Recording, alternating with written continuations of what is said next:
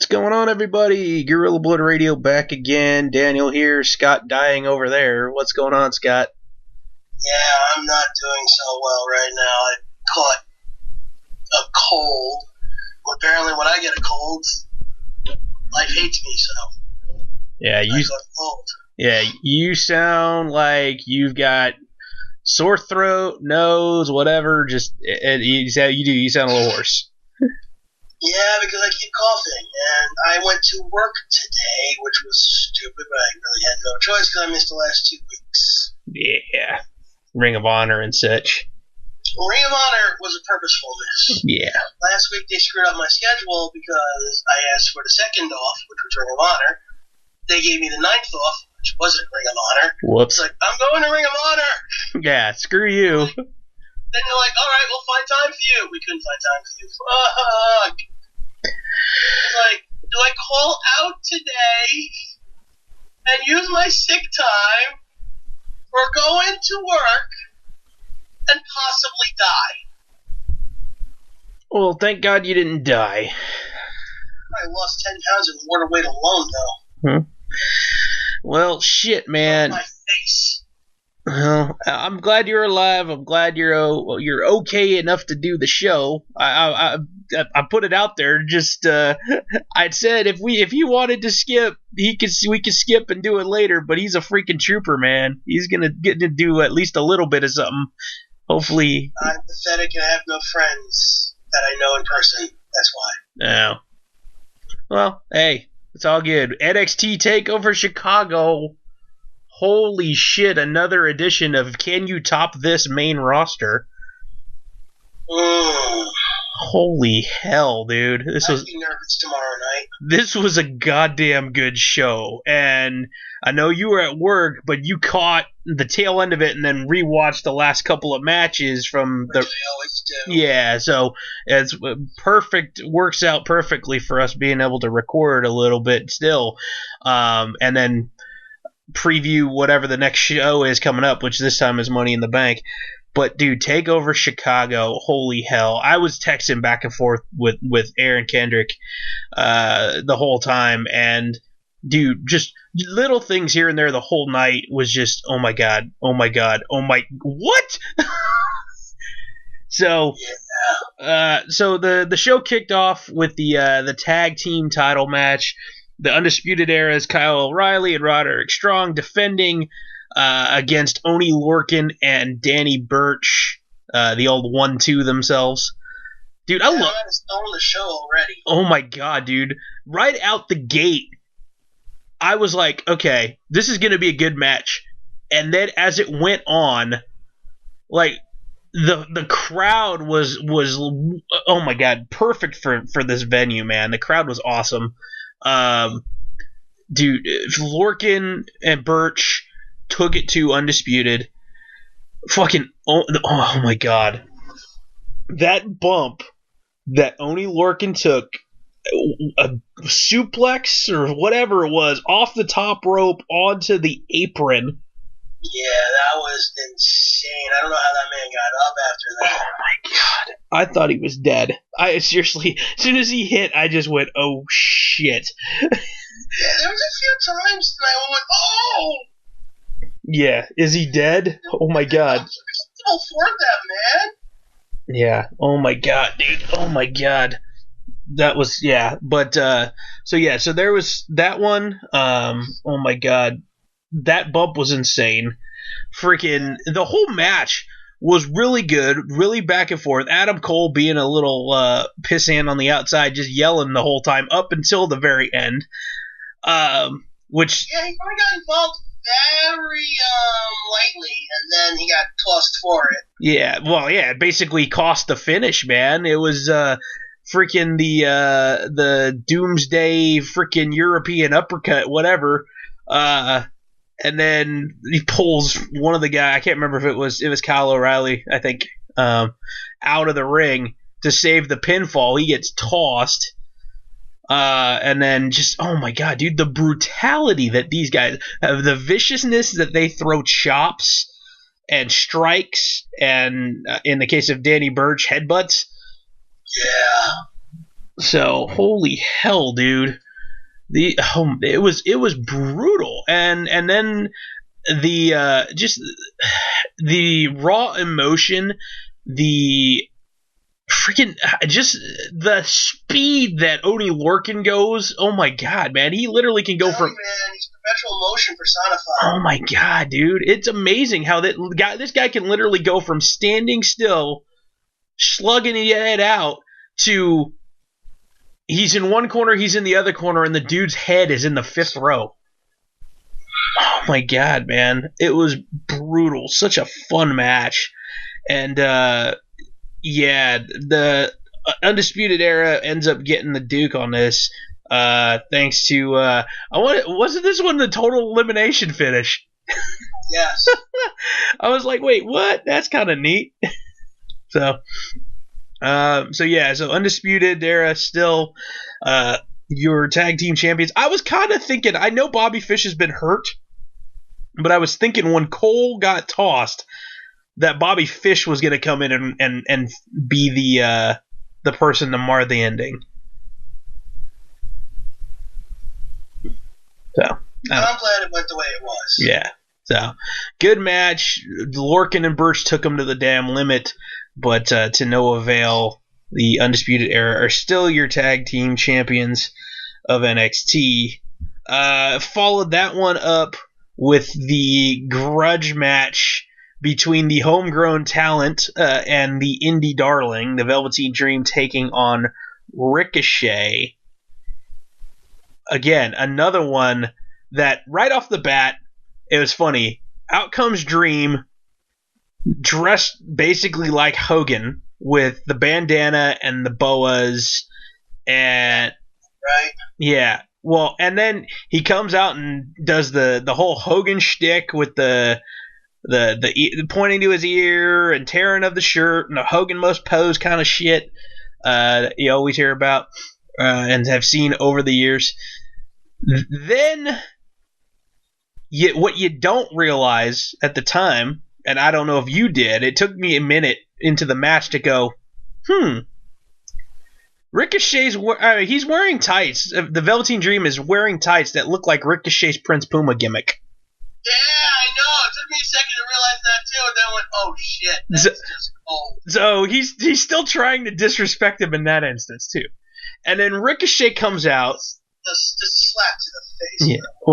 Yeah, yeah. And then Ricochet comes out, and they go and square off face to face in the middle of the ring, and they pull the Hulk Hogan Rock moment from WrestleMania, the showdown, where they're looking at each other and they look to their right and then they look to their left, and I was just like, oh my god, it's Hogan versus Rock. And it's funny because, again, talking with Aaron in the time span, he's like, dude, Ricochet tries too hard to be, like, his attitude trying to be a little bit Rocky-esque.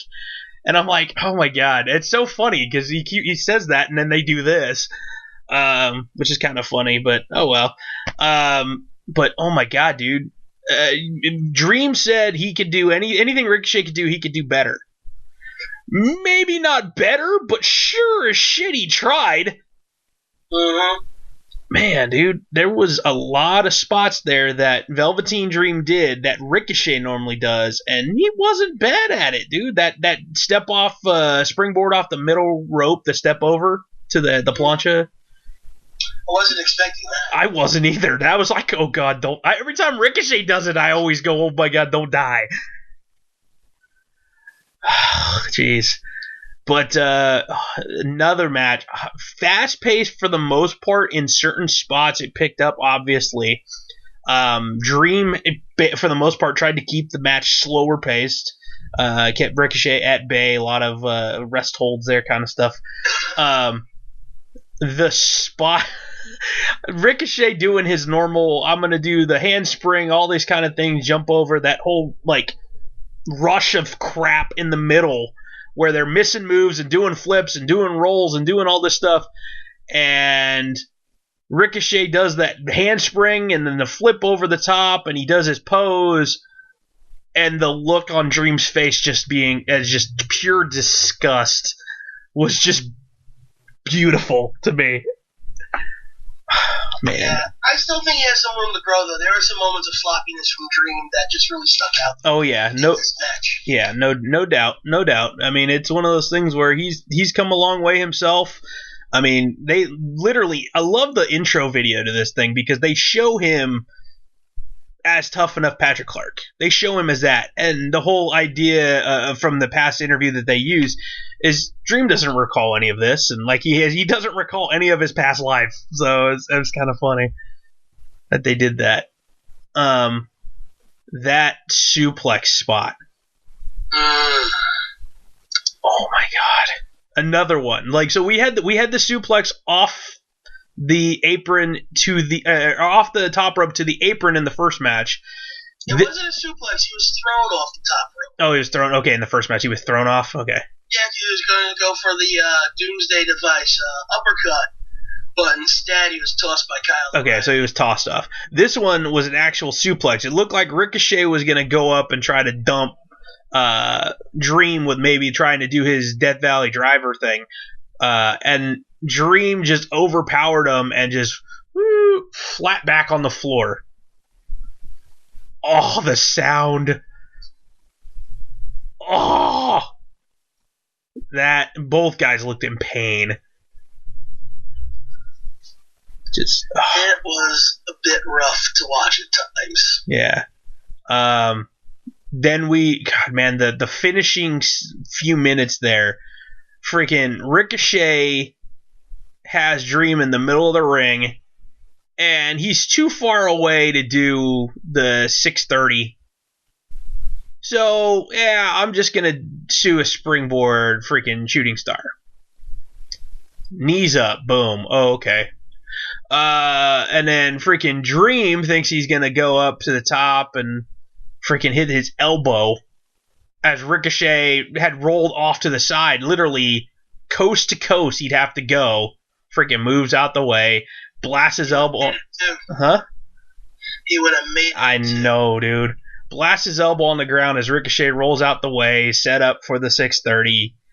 Freaking match over.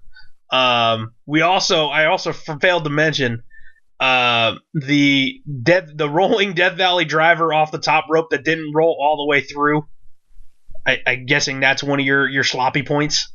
Yeah, that and another one. Just like he kind of felt lost in a few places. Mm-hmm. Just like he needs to work on his crispness a little, you know? I'm not asking to be like, you know, as crisp as Ricochet is, because that's just a little too crisp sometimes. Yeah. It's like we need that little bit of, that looked a little wonky. Well, that's good because that means these people are human. Yeah. It's not too choreographed. Exactly. Shit happens. Exactly. You know, that'll come into play, I think, in my opinion, 2 matches from now. Between Black and Sullivan is the way Sullivan sells kind of makes him look just wobbly at times. Yeah, you know? yeah. In a good way. Yeah. Well, and he's legitimately stunned by something. And the fun part was one of the main parts that I believe is really fun is we get to see Ricochet's personality a little bit as he goes up to the top, and we're thinking, oh, he's gonna hit his move. And then he does the Dreams pose up there and hits him with the freaking Purple Rainmaker elbow at one point in time, too. I was like, okay, cool. Ricochet's going for it, man. He's getting a little personality in it, too, which is great. As he should, considering. Yeah, Ricochet, I mean, he wins the match, obviously, after hitting that 630. But here's the dilemma. Ricochet is a stud. He's been a stud on the indies. He's been talked about all over the world. I mean, the whole deal with him and Ospreay and all that kind of shit over the time span. Still a horrible match. See, I know certain people like you. You don't like all the extra choreographed, over-the-top, flippy shit all the time. No, it's just it looked too fake. Yeah, that's not like flippy shit if flippy shit's done right. Trust me. No, I watched yeah. it underground. Yeah, no, that's what I'm getting at, though. If it looks choreographed and looks like it's a dance and not necessarily a wrestling match of psychology, I get it. Good. Go ahead. I was gonna say, I get what you're saying. My main thing is he's still fun to watch. I don't think that if he ever gets off of this roster in NXT, I don't think he will ever go so far as to being more than a mid-carder. If that, even. They might just throw him up on 205 Live and forget about him. And your thoughts? Okay, and? No, I'm just wondering if you're thinking the same way, because I don't think he'll ever be the guy on a main roster. I mean, that's possible, but whether he is or isn't, I mean, who cares? Let's just enjoy the show for what it is. Yeah, that's true. So yeah, Ricochet gets one over on the Velveteen Dream. Go into the women's match here. Shayna Baszler defending her title against Nikki Cross. Dude, the build-up with this one was very recent. It literally went from Shayna Baszler's picking on Dakota Kai to Nikki Cross is all of a sudden having a title shot. Which, yeah, I was going to say, she probably should have gotten a long time ago before Shayna Baszler was even in NXT. But she... I agree. So, yeah, it was just kind of one of those situations where it's like, okay, cool. Like, we hadn't seen her for a while, and all of a sudden she's back, and cool, she's in the title picture, but okay, sure.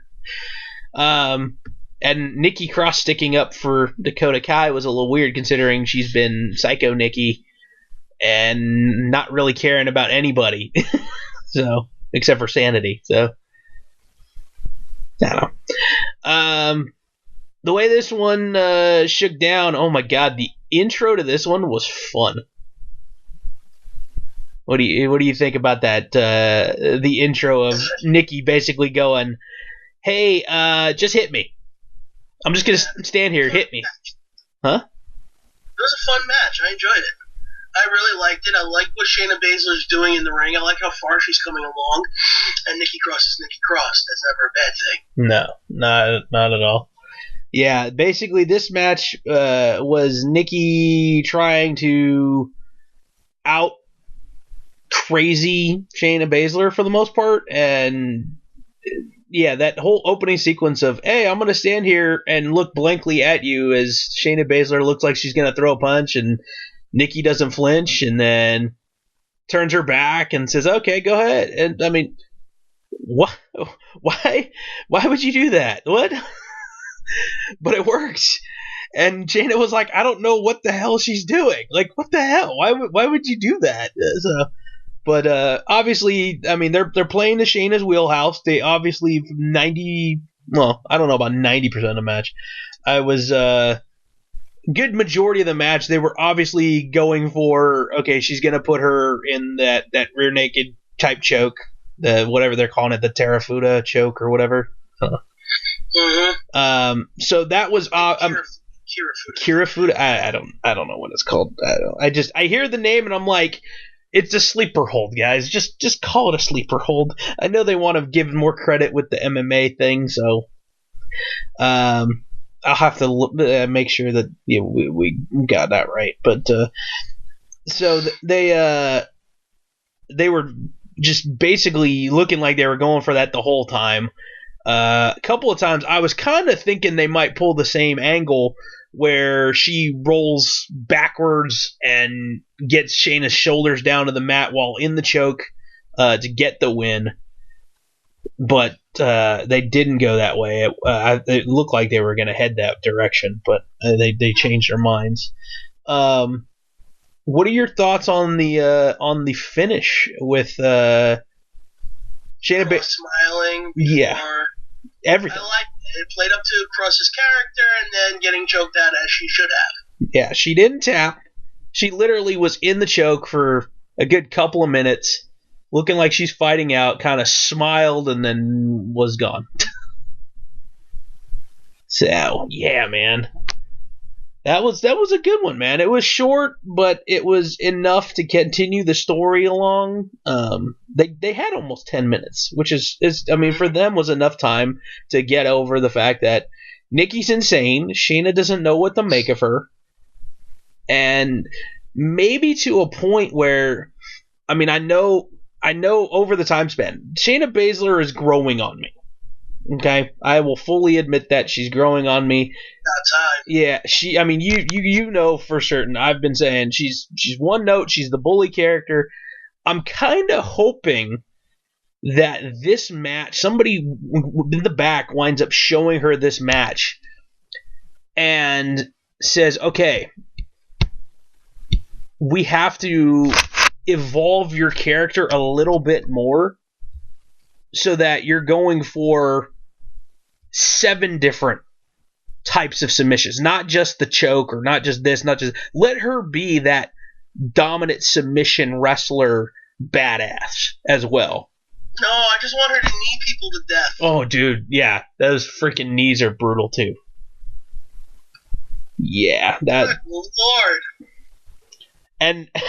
And again, Nikki Cross smiling and laughing the whole time, and the commentators, which, damn it, Mauro Ranallo had to go call a boxing match, so he wasn't there, which pisses me off. We got Vic Joseph instead, but he didn't do a bad job. But they were befuddled because they're like, wait, she likes it. What the hell? Oh man. So that was some fun stuff. But Shayna successfully defends.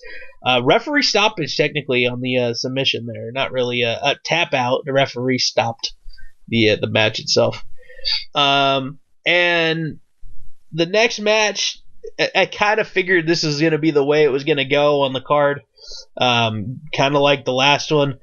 The title match is on before Tommaso and Johnny. So, perfectly fine with the way this one's set up. I know most people, and I know at times I've been one of those guys who've been a wrestling purist and been like, the title should be on last. The title match in this one was not as important as the rivalry between Ciampa and Gargano. Plain and simple. I think you can agree with that. Mm-hmm. So we got the NXT title match between Aleister Black defending against the Freak, the Leviathan, Lars Sullivan. Dude, Sullivan has come a long fucking way. Oh, I'm glad I'm not the one who said that this time. He has come a long fucking way. Oh man, he's becoming one of my favorites real fucking fast. Yeah, dude. And you know what? It's funny. The way this match was going, I was having fun with this match. But I get a text from Aaron that literally, I'm gonna see if I can find it so I can read it specifically to you, so you get your thoughts specifically on it here. Let me blah, blah, blah, blah, blah. Why is my phone going so slow? God damn it.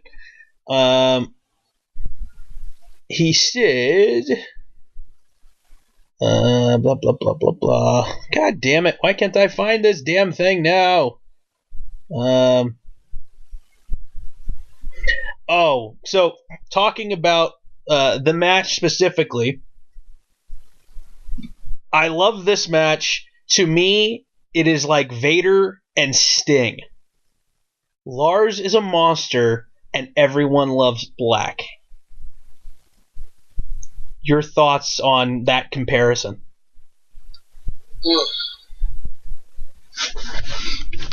There's similarities to it, definitely.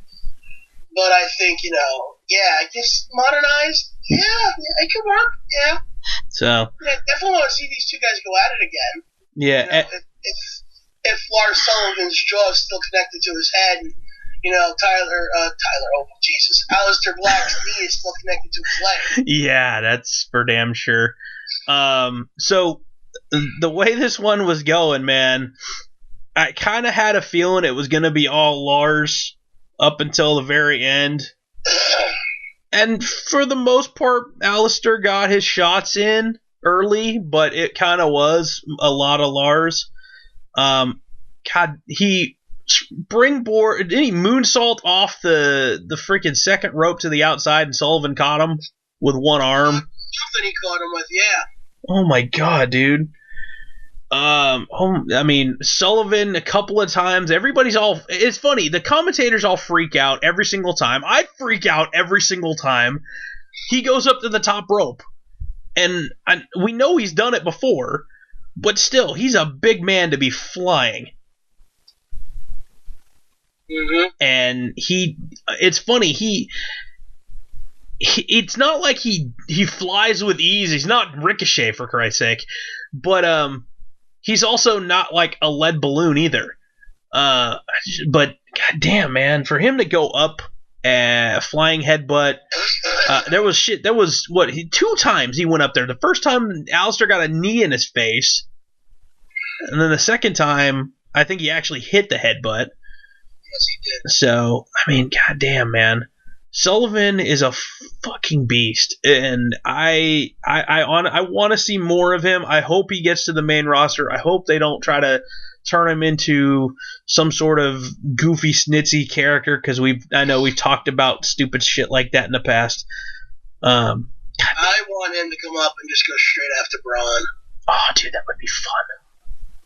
That would be fun. Yeah, that would be fun. But this match in itself was really good, even with the one issue. And you know what that is. Go ahead. There was one black mass kick that was missed. They sold it like he grazed him. Sullivan sold it like he got hit, fell down, and kicked out of a pinfall. And they sold it like, oh my god, he kicked out of it. I was like, oh no, this thing might be derailed because of that, if that was the finish. And when he kicked out, I went, okay, thank God it wasn't the actual finish. They were going to make him look strong. I do like what the actual finish was. Yeah, the freaking... Well, for one, he blocked a couple of them, the black mass kicks. Then he hits him with one. Black hits Sullivan with one. Knocks him down to his feet. Or down to his knees, rather. Jeez Louise. And you could see Sullivan's already starting to bleed from the mouth, because he either hit him stiff with that or a knee or what from earlier, and then from that kneeled position he gets kicked in the face again, another real stiff kick to the face, and then we get the pinfall. So Black successfully defends against Sullivan. Oh man, yeah, you said it, man. Hopefully his jaw is still attached. I don't know. Those kicks were stiff. Yeah, well, I'm glad they were, because they put on a hell of a match between the two of them. Sullivan already seems like a big star. We all know Aleister Black is a big star already. You know, I definitely see a lot coming from both of these guys, whatever show that they go on, and I'm looking forward to it, because I just have fun watching them. Yeah, no, that's for damn sure, and I know, I mean... I have always, I mean, like you have expressed a worry about if you go to the main roster, where are they going to put them? What are they going to actually do with them? Are they going to be lost in the shuffle? We're starting to see some of that with some of the teams that have gone up there with AOP, and Sanity is supposed to be up there, but who knows what the hell's going on with them. So I still call Sanity debuting tomorrow. I can see that. Debuting tomorrow, taking out the tag team champs during the tag match. They're going to invade that thing and fuck everything up. That's what I think's going to happen. And I'm trying to... There's no Raw tag team match. The SmackDown tag titles are on the pre-show, to my knowledge. So, I don't know. I'm trying to remember if there's a... Well, we'll get into that. I got the match list here in front of me, and I can't remember. I don't think there is one. But all good. And then we move on to the main event of the evening, the Chicago Street Fight between Johnny Wrestling and the Psycho Killer, Tommaso Ciampa. Oh my God, these guys. It was a fucked up match. Oh, man. Shit like that shouldn't happen to people. And the fun part about this whole thing is these guys are legit friends, beating the ever-living crap out of each other. Like, these are the kind of guys, like, I'd half expect them to be, like, literally in the same hospital room, just joshing with each other after all the shit. Holy hell, man. Some of the shots these guys took, the freaking ring being exposed. Yeah, that was so different, man. You don't see that very often anymore. Once in a while, you get one of those spots, but yeah, man. I mean, even to a point where usually what ends up happening is like the infamous, I want to call it the Abyss spot, only because of the fact that Abyss usually has one-track mind, puts the chair or whatever object in the corner, and ends up going through it himself. Johnny Gargano puts a trash can in there. Eventually, forget about it for like 10 fucking minutes. Yeah, literally, it was stuck in there for. I mean, I totally forgot about it, and all of a sudden he gets shoved backwards, and it's like back of his head right into the trash can. And I'm like, oh my god, there it goes. There goes the Abyss spot. But oh man, dude, crutches, freaking him trying to do the freaking plancha, the what, I can never remember, the caprata, is that what it's called, the rope assisted plancha over the top, and him getting plancha, so. whatever. Well, Tommaso hit him out of midair with a garbage can lid. That was brutal looking. Yes, it was. He was doing running knees with the damn the brace on. And the can lid, yeah. The freaking the Celtic cross on the steps. Then they threw the tables on the outside, and then while Ciampa's being put into a fucking stretcher, Gargano pulls him back to the ring. Oh my god, I was with the crowd, dude. I was like, oh my god, jump off there and land on him on the stretcher. That's what I was hoping for. I was thinking the same thing. I was hoping for it. I heard the crowd start saying, jump, jump, jump, jump, jump. I was like, oh no. But the whole... I love the fact... This rivalry could go on forever, and I don't think anybody would fucking mind one bit. This is one of those fight forever scenarios. Exactly. The over-the-top of Tommaso pulling off Gargano's wedding ring and throwing it away before Gargano freaking took him and dumped them into the tables was fucking great, because that's how I'm like, my guess is like, okay, this isn't over, not even close. We'll probably still see this happen over the next couple of months. But you mentioned Gargano drags his ass, literally strapped to the stretcher, back down to the ring, handcuffs him, and then like 4 stiff kicks to the head after assaulting the king of the call, super kick. Freaking A, man. 4 guys trying to hold Johnny Gargano back, and one is Steve Corino, and he gets clubbed in the face. So, and then on top of that, for Gargano, the finish, oh my god, dude. So Tommaso's handcuffed. He can't, handcuffed. He can't use his hands at all. And as Gargano goes to get in the ring, Ciampa is able to move his arms just enough to hook a DDT, rope assisted, boom, on the exposed wooden beams of the ring.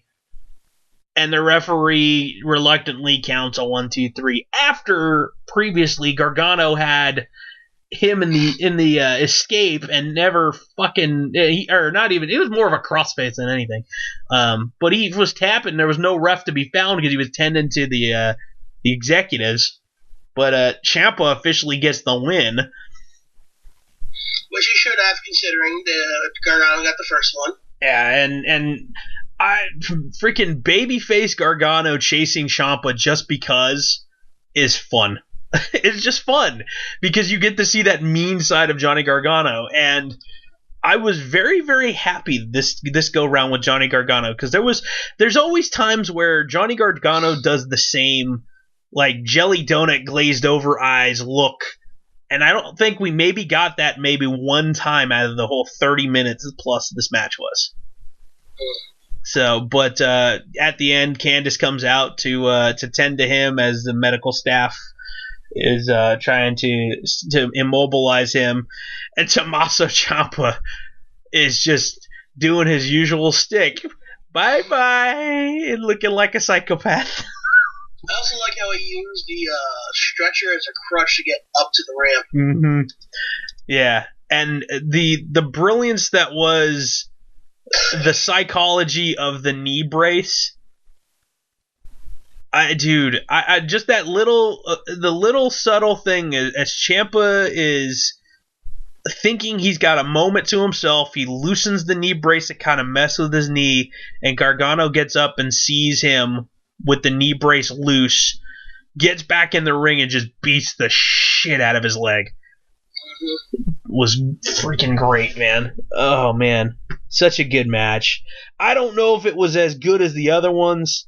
I'm sure we'll find out here in the next couple of days whether Johnny Gargano and Tommaso Ciampa got another 5-star match this calendar year. This would be the third, if that's the case, for Johnny Gargano this calendar year. Dude, that's insane. Yeah, who would have thought that WWE would be getting 5-star matches from freaking Melter in general? But that's just because Johnny Gargano's like, I know Velveteen Dream calls himself a wrestling god, but let's be honest, it's Johnny Wrestling, man. Yeah, they're trying to, like, I don't know, man. They're trying to make him like freaking the face of Bryan. Huh? He's Daniel Bryan. Basically, yeah. That's probably the best. With that. Yeah, that's probably the best analogy you can give. And oh man, dude, just he's killing it. Ciampa's killing it. I love still even to a point where I think if you could make the argument that Tommaso Ciampa is the best heel in the company. At the moment, he is. It would be between he and personally for me, the Miz will always be up there. I mean, well, the Miz is just godly. Yeah, so I mean, Ciampa even going to the, I still love the no theme music. Oh, that is so good. It's great because like literally you don't. I mean, they just put Ciampa on the board. And people just boo, and he just doesn't care. He's just looking freaking, I don't know, whatever. It's freaking great, man. I mean, at least with the Miz, there's the pageantry and stuff because he's the Hollywood A-lister. But Ciampa's like, fuck you, I'm here to kill people. Mm-hmm. So I wonder where they go from here now with this rivalry because, like I said, I think that they're gonna go even further with this because Johnny's going to keep fighting until he gets the best of Tommaso. I'd say it would have to end with a last man standing match. Yeah. The last person can't get up. You just beat a man into oblivion. Let's be honest, you both keep getting up. Now you got to do it to the point where they can't get up. Yeah. Well, let's cross our fingers for August. For that one. Please gods of wrestling. Let's let that would be greatly appreciated. Yes, that would be amazing to get for NXT Takeover Brooklyn here in August. We shall see what happens. But overall, I mean, freaking phenomenal show. And again, the main roster's got to be shaking in their boots. I still don't understand why they don't do the takeover shows on the Friday night. Let a 1 day of cooldown and then go into Sunday, because when you go into this from such a great showing the next day, I don't know, man. There's always going to be comparisons no matter what day it is, but just to have that little break in between where we can just be like, oh my god, we can gush about it for a day and then watch it with fresh eyes and not just say, hey, immediate comparisons. No, that's on WWE, man. So we shall see what ends up happening. But you want to run down Money in the Bank here, and we will kind of do some kind of quick picks at least, or at least thoughts on the matches and how things could go. I guess we can. I mean, Are you? Why not? I don't know what's happening on the pay-per-view, so sure, might as well tell me what's going on so I know what I'm watching tomorrow. Okay, sounds like. Because even though I'm not going to the bar now, watch it. Well, all right. Well, pre-show. I'm not going tomorrow, though. I was actually looking forward to that, but I can't taste food, so what's the point? Yeah, that sucks. Plus, as you can hear, as I breathe, as I sit here or lay here or whatever I'm doing here, as I breathe, there is a nice wheezing coming out of me, and I can't take any cough medicine for another hour. That stinks. Well, take some cough medicine, some NyQuil, get some sleep in a little bit, but here we go. I don't do those things. I don't do NyQuil. Yeah. It helps me. It helps shit. Even Dayquil helps get me through. So, let's see here. Yeah, I've got problems with Dayquil knocks you out. No. Dayquil gets me through the day, man. But yeah, NyQuil, man, at night it does wonders for me. No, my cough is intense. I was using Mucinex, but the Mucinex I'm using, the generic pharmaceutical store I work at, doesn't have the brand of Mucinex that I need, so I bought Delsum, which doesn't have the nasal decongestant, but hey, everything else should be the same, right? Huh? Yeah, hopefully. God, I just want to get this thing to pass already. I had to go to the Bronx yesterday for my other job, and that was just traveling. Oh well. Hopefully then this too shall pass and you'll be all right. But in the meantime, you'll get to rest up and watch some Money in the Bank. We're gonna start with pre-show match. We're starting an hour early. This is a 4-hour pay-per-view. First off, which is crazy to me, but okay, sure, 4 hours, they can do it, it's their network. Pre-show match, tag team titles from SmackDown on the line. The Bludgeon Brothers defend against the Club of Gallows and Anderson. Yeah, this is where I think we'll see the debut of the, what's that called? Sanity. Yeah, damn. That would be fun. Literally destroy everybody, all 4 guys. Yeah, this is going to be a no contest because of that. So, that'd be fun. Yeah, so no matter what, Bludgeon Brothers keeping the belts. So, let's see. Women's Money in the Bank ladder match. We got Ember Moon, Charlotte Flair, Alexa Bliss, Becky Lynch, Natalya, Lana, Naomi, Sasha Banks. Whew, that's a lot of people. 8 people. Quite a few, yes. 4 from each. So, thoughts on which of these ladies might be holding the briefcase at the end of the night there? I mean, can you repeat who's in it? So from Raw, it's Ember, Alexa, Natalya, and Sasha. From SmackDown, it's Charlotte, Becky, Lana, and Naomi. See, I want Lana to win, because then I want Rusev to win, because then I want Mr. and Mrs. Money in the Bank, because I think that'd be hilarious. But I don't think Lana's going to win. Yeah. You could chant. I don't even know how she got in this match. Qualifying match, so she happened to win. And so I can't remember who she beat. I think she probably snuck a win over Mandy or something. No, it was Peyton Royce, I think. Or was it Peyton? Yeah. No, it was Billy Kay. One of the two. But it was one of the Iconics. Oh, you could chant Lana's the best, Lana number 1 as much as you want. If she wins this match, oh my god. There'll be a riot in the crowd tonight. Yeah. Oh man.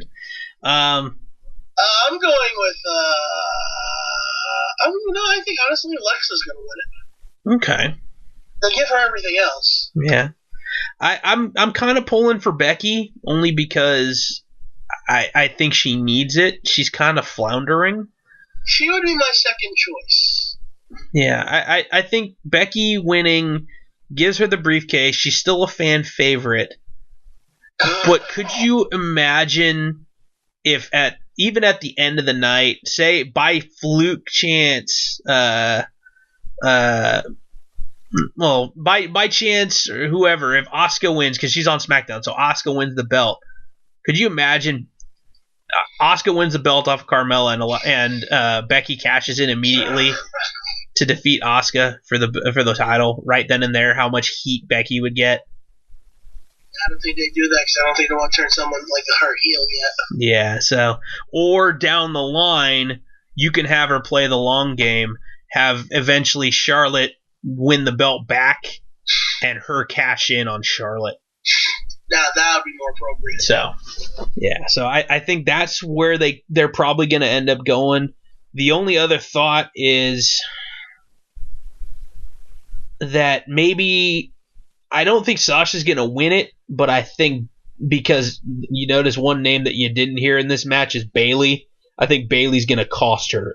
So, and hopefully that means we get the blow off at SummerSlam. So with that feud. So, let's see here. Let's move down. Singles grudge match. Daniel Bryan versus Big Cass.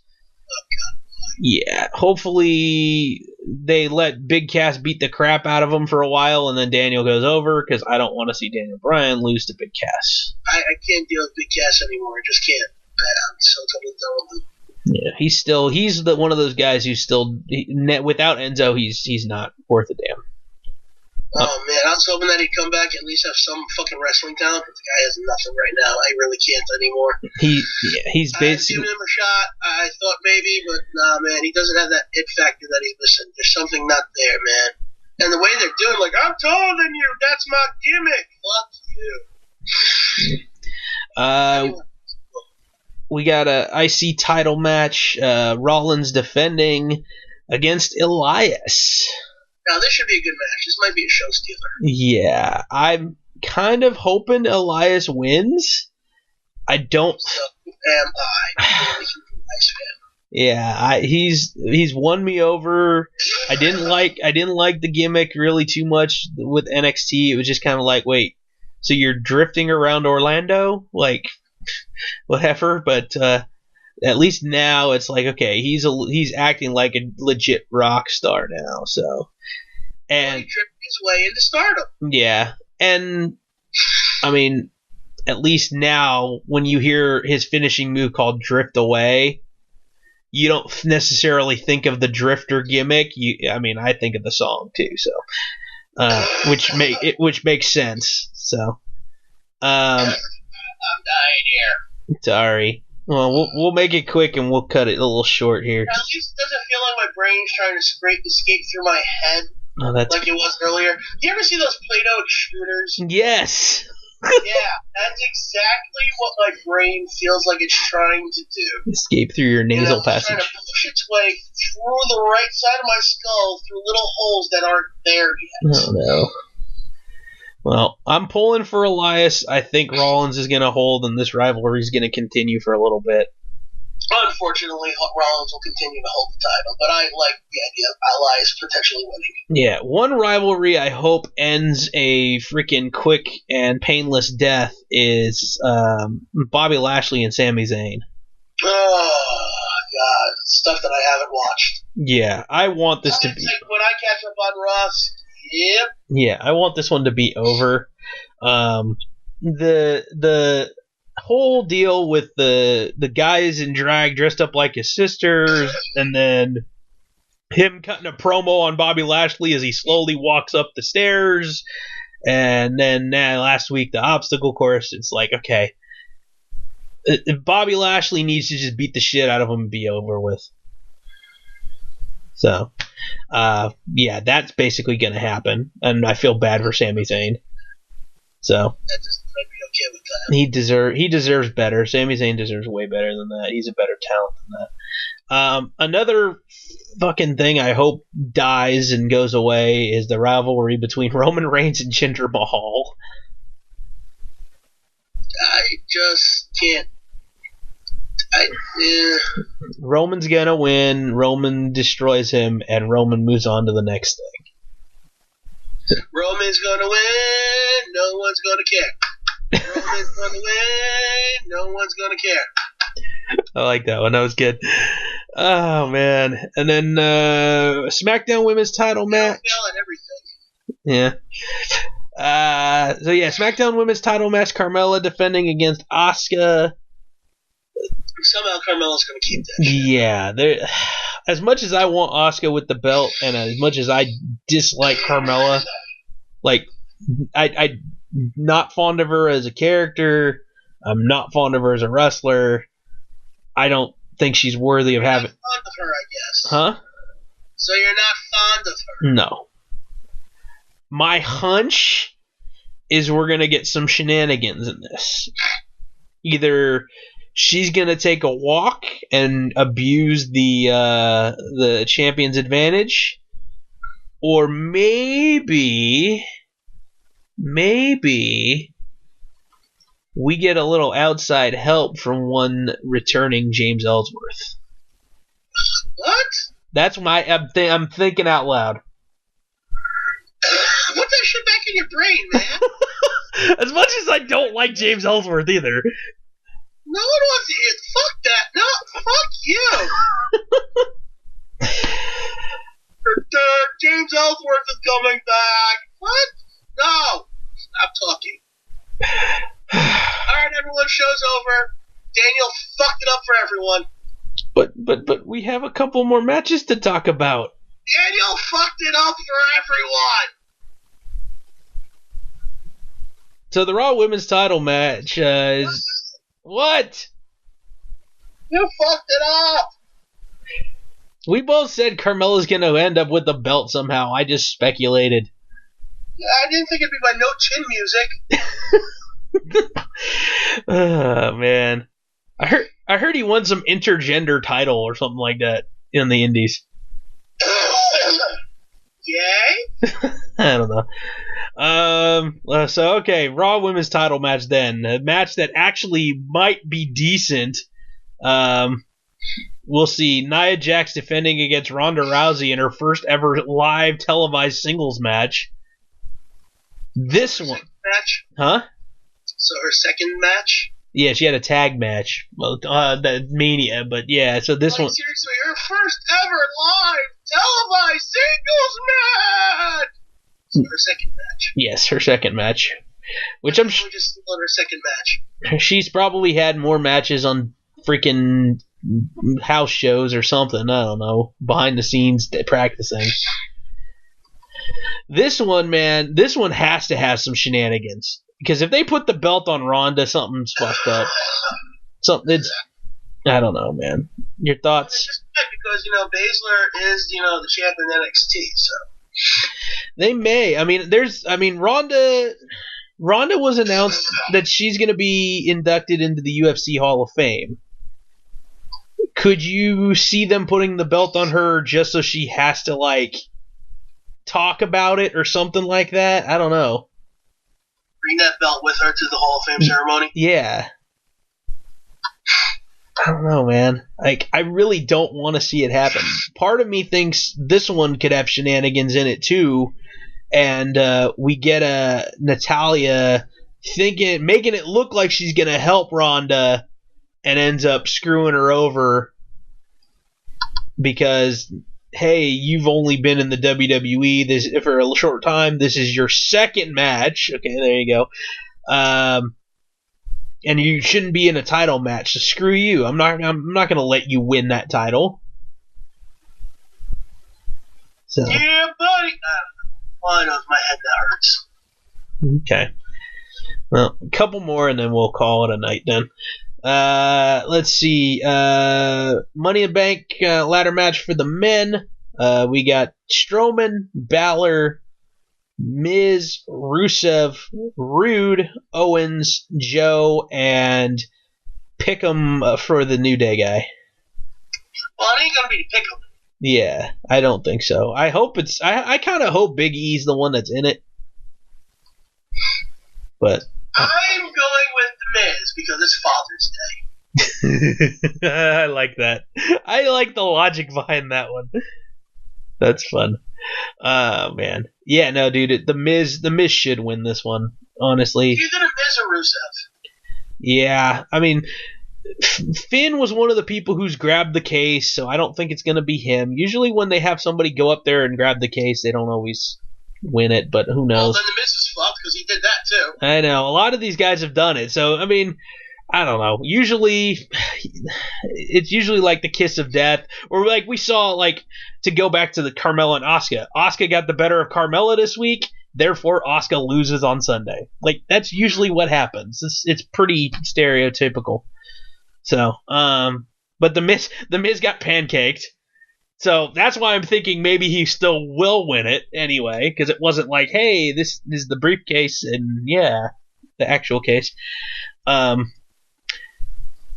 Thought that I had earlier. Say the Miz wins, cashes in the briefcase later that night. Okay, ends up losing the cash in. Comes back on Tuesday and goes, "Hey guys, did you guys check that briefcase before I cashed in? Because there was no contract in that briefcase." And he literally pulls out a contract physically in his hand, saying, "Hey, you started a match for me. I still hold this. You don't have it. I still get a title match." And tries to fuck with the rules somehow.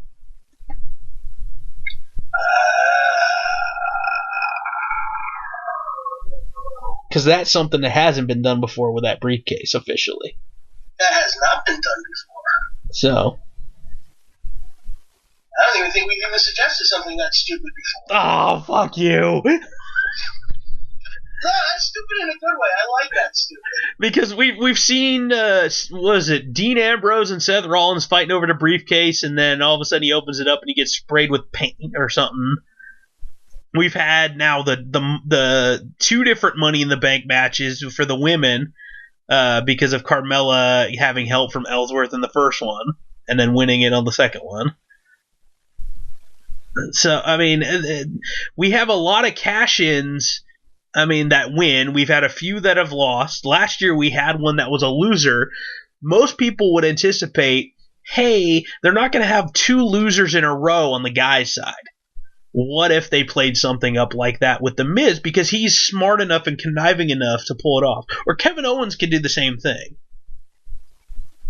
And Kevin Owens is already on the shit list of management, with at least with Kurt Angle, but with Stephanie McMahon, who knows? She might honor it. Hey, it's our mistake. The contract wasn't in the briefcase. We didn't check. Or bad. So, what do you think of Baron Corbin's new look? I'm kind of glad, because now people will stop making jokes about his hairline and taking away from the fact that he's a good wrestler. But you can't watch his hair escape from his head anymore. It finally escaped completely. Hey, Constable Corbin, man, I kind of like it. It's kind of funny, that whole shtick. So, yeah.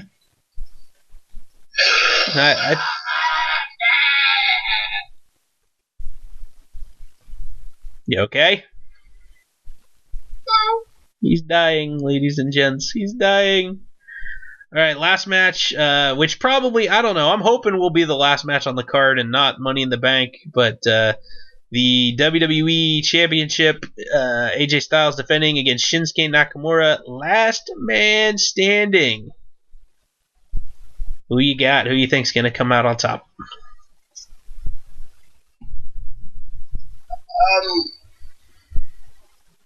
I don't see them giving to Nakamura at this point. You don't? No, well, Nakamura's been being pushed as the guy who's been doing very well with all this, last man standing stuff, so AJ wins again. Yeah.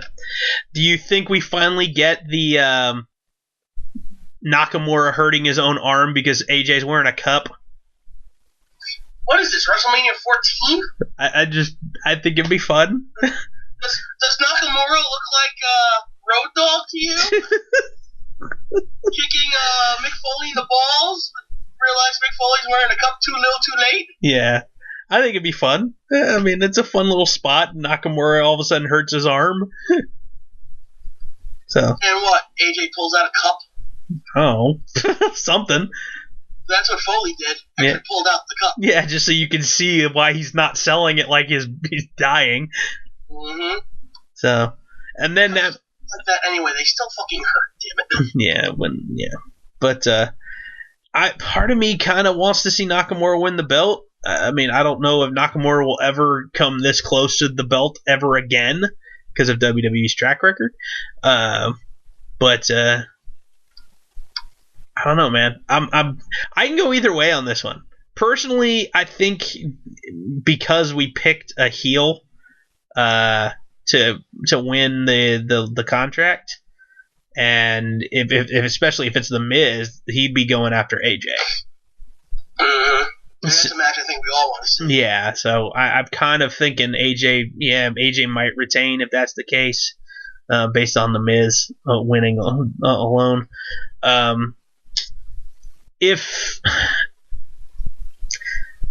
Yeah, I don't know. I want Nakamura to have the belt at least one time, but I can kind of see why they would go with Styles, and so I think they'll probably end up picking Styles to win. Mm-hmm. Unfortunately, it kind of hurts my soul to say that because I'm a Nakamura mark. So. I mean, it's not like I'm not a Nakamura mark. It's just that I see AJ coming out victor in this one. And this would be, especially if they do the Money in the Bank men's match before the main event, Miz cashes in that same night. You really think so? Both guys are going to be shit tired. We could end up going into Tuesday night. Anyway. Huh? With a new champion anyway, then. Well, yeah, it just all depends. I mean, if it's AJ or not. If Nakamura wins, we get a new champion. But I'm just saying, if it's a SmackDown guy who wins Money in the Bank, especially if it's a heel, I think that you can end up having two new champions in the same night, theoretically. I mean, it's possible. I don't think if it's hell, it could be if it's the Miz or it's Samoa Joe. Right? No, Samoa Joe's on Raw. Never mind. Who's the fucking other heel from? So it's Rusev. Rusev would be the other heel from SmackDown. So I mean, I can see that happening. So, well, we would have to see, wouldn't we? Yeah, that's going to be fun. So, all right, man. Well, that's Money in the Bank. That's coming up here on Sunday. So, hopefully, it's a good show. Again, probably not going to be as good as NXT Takeover Chicago because that's just usually how things end up going. Takeover, just again. And that's why we never miss a takeover before SummerSlam. Yes, exactly, man. So, all right. Well, I'm gonna stick a fork in this one. This will be a shorty show, and let you get some rest, get some medication in you, and get some sleep. Yeah, that ain't gonna happen. I'm hawking up shit. Hopefully, you can at least rest a little bit. So, and rest your voice so you're not talking and making it worse. Yeah, customers are looking at me like, why are you here? I'm like, I'm broke. Yeah. Well, on that note, be sure to hit the like button, subscribe, all that good stuff over on the YouTube. Instagram is Gorilla Blood Radio, ScottDX on Instagram. I'm over there too, DKorea247. And, yeah. Hopefully you enjoyed TakeOver as much as we did, and then Money in the Bank at least can live up to a little bit, close to TakeOver. And I guess next week, we'll kind of talk about that and amongst other stuff, wrestling related. Because, I mean, unless you want to talk about Lucha Underground now, or you want to wait till next week, because I know you're not. I mean, not much happened in the first episode, if you think about it. It was just Aztec Warfare 4, and a lot of guys getting eliminated way too quickly. Okay, well, then yeah, we talked about Lucha Underground for a little bit. It was still. Yeah, that was freaking. It was still fun to see everything that went down and who's there and who's new and the new setup and all that kind of good stuff. So yeah, we'll get a second episode. We'll get more storyline and we'll talk to you more next week about it. Hopefully everything will be okay for next week and we'll be here. Yay! All right. Well, for Scott, I'm Daniel. This has been Gorilla Blood Radio, little shorty show. Yay, Gorilla Blood Radio. Nighty night. Talk to you next week.